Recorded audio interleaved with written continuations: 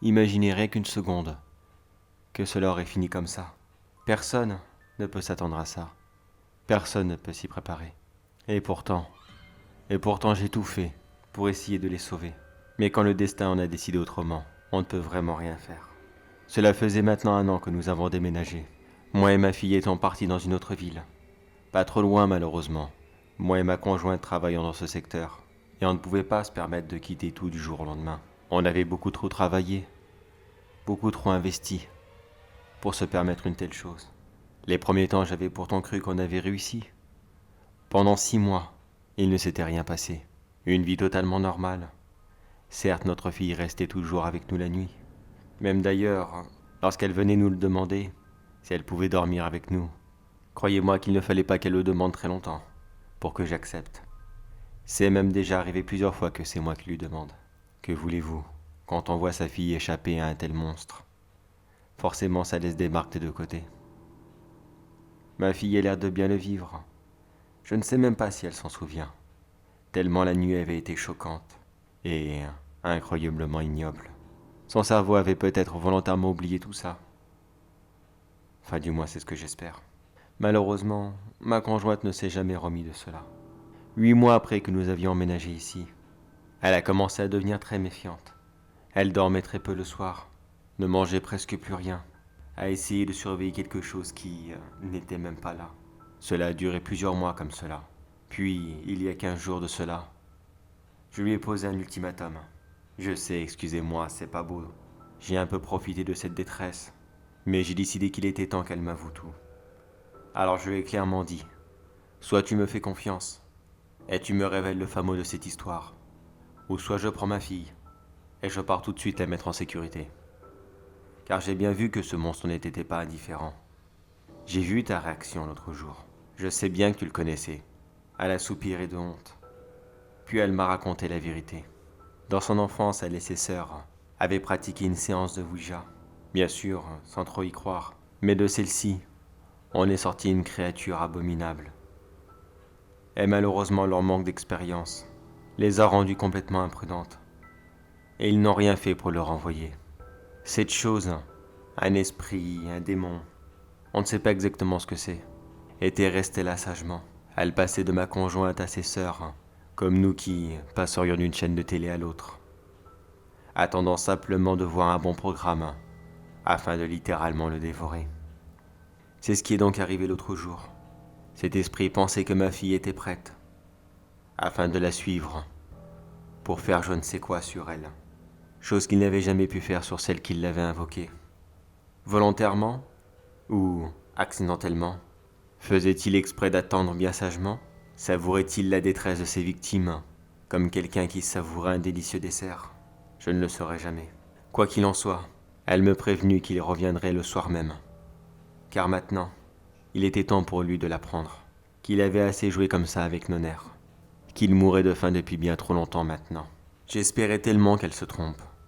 J'espérais tellement que cette créature ne nous retrouve pas. Mais cela ne fut pas le cas. Le soir même, alors que ma fille avait décidé de dormir dans sa chambre, même si je n'étais vraiment pas très emballé par cette idée, j'admirais son courage. Et je n'allais quand même pas lui reprocher. Mais la créature a fait son retour. Et comme la dernière fois, il a simplement posé son doigt sur le front de ma fille, qui l'a directement fait tousser. Je n'ai pas attendu cette fois-ci. Je suis directement rentré dans sa chambre. Je n'étais même pas armé d'ailleurs. J'ai simplement brandi le poing devant elle, et je lui ai sorti les pires injures et les plus horribles menaces que je connaissais. Oui, j'avais peur. Qui n'aurait pas eu peur dans cette situation? Mais croyez-moi que la colère peut être beaucoup plus fort que n'importe quoi. Et à ce moment précis, j'avais énormément de colère. La créature n'a pas demandé son reste, et elle est simplement partie. J'avais même l'impression qu'elle avait légèrement hoché les épaules, de façon à me dire « Pourquoi pas, je te la laisse une journée de plus ». J'étais rassuré et effrayé en même temps. Je savais très bien qu'elle allait revenir. Nous avons donc passé comme cela 2 semaines, où tous les soirs la créature venait. Tous les soirs nous réussissions à la chasser. De diverses façons bien sûr. J'ai rapidement remarqué que les armes à feu n'avaient pas d'effet sur elle. Les 3 jours qui ont suivi, je n'ai cessé de la canarder. Mais à chaque fois elle revenait, et sans la moindre égratignure. Nous n'avons jamais essayé de l'attaquer au couteau, ou n'importe quelle autre arme blanche. Visiblement son toucher est des plus mortels, et je préfère éviter le contact physique avec elle. On a même essayé de prendre un chien et un chat. Oui, vraiment. On a tout essayé. Mais les animaux fuyaient devant elle. À aucun moment elles ne nous ont défendus. Si un jour quelqu'un vous dit que les chats éloignent les fantômes, eh bien, croyez-moi que ce répulsif n'agit pas sur les esprits de niveau supérieur. Enfin, si c'en est un, bien sûr. Nous étions complètement abattus et dépités. Cela faisait 2 semaines que nous ne dormions pas, ou du moins extrêmement peu. Nous avons même posé des jours de congé, afin d'essayer de ne pas attirer l'attention sur nous à notre travail. Ma fille non plus n'allait plus à l'école. De toute façon, ils n'arrêtaient pas de nous emmerder avec leurs histoires de psychologues, que ce n'était pas normal à son âge, qu'elle imaginait de telles créatures, alors que tout ça était bien vrai. Mais elle a expliqué ça à un professeur. Nous nous sommes littéralement barricadés chez nous. Et c'est alors que je pensais que tout était perdu. Que ça y est, nous avions touché le fond. Que plus personne ne pouvait nous aider. Car oui, nous avons même demandé l'avis d'un prêtre, afin qu'il puisse bénir la maison. Mais la seule réponse que nous avions eue de leur part, c'était qu'ils allaient sûrement passer entre 6 et 8 mois. On ne pouvait pas attendre aussi longtemps. C'était impossible. Puis finalement, il y a 2 jours, tout s'est arrêté. Le monstre n'est plus revenu, et ma fille peut enfin être libre. Pourquoi un tel revirement de situation? Ça s'est passé alors que j'étais parti en ville, afin d'acheter un gadget supplémentaire, afin d'essayer de protéger notre maison. Je ne sais même plus ce que c'était d'ailleurs. Maintenant, je m'en fichais éperdument. Quand je suis rentré chez moi, j'ai retrouvé un mot sur la table, écrit par ma conjointe, m'expliquant rapidement qu'il était là à cause d'elle, et qu'elle allait tout arranger, qu'elle allait enfin lui donner ce qu'il avait toujours rêvé d'avoir. Nous souhaitons au passage à moi et à notre fille de vivre une très belle vie ensemble, et de ne jamais l'oublier.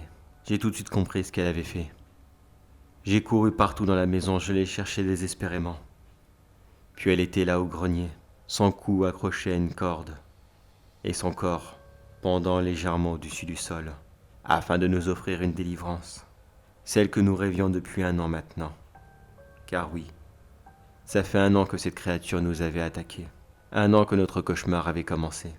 J'aurais tout fait, tout donné, pour que nous réussissions cette étape ensemble. Cette épreuve extrêmement dure. J'aurais tellement voulu qu'on la surpasse ensemble. Mais malheureusement la vie, enfin du moins la mort, en a décidé autrement. Mais n'oubliez jamais ceci, c'est qu'une mère est capable de tout faire par amour. Pour l'amour de ses enfants, elle sera toujours capable de réparer les pires choses qu'elle n'ait jamais fait, quitte à en payer sa propre vie.